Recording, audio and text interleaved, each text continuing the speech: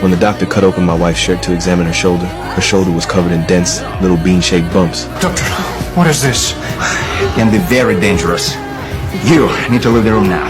What? The doctor declared it a terrible contagious disease. Then he forcibly pushed me out of the ward, but after I left, the doctor suddenly smiled. It turned out they were acting this whole scene so they could have a date. The bumps on my wife's shoulder were not a disease at all. They were coffee beans glued on with adhesive. Their plan was to get me sent away, so they could have private time together. And out there I was pacing and feeling frantic with worry. Just then, a janitor came by to clean the trash can. She found a tube of glue inside the bin. At first, I did not think much of it, but then the janitor pulled out half a bag of coffee beans from the trash. The sight of those beans felt eerily familiar to me. They looked exactly like the beans stuck to my wife's shoulder.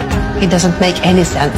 Oh, and yet, she's in that room right now, and she doesn't look as good as she does in this photo. When the janitor saw my wife's photo, she said this woman comes to see this doctor every week. No, you're mistaken. She's never been sick before, and this is her first time here. The janitor said her memory was sharp, and she would not be mistaken. Seeing how certain she was, I finally understood my wife's true nature. So I took the glue and the coffee beans out of the janitor's hand, and a plan formed in my head. Doctor! What did I tell you? Get out! Get out! Get out! Look, it looks like I cut the virus from my wife.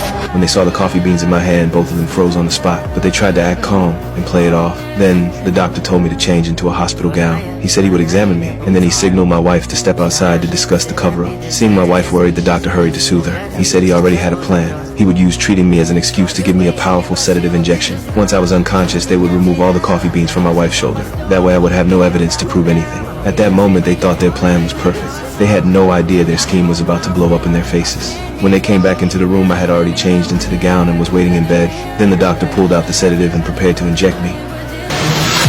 Put the syringe down.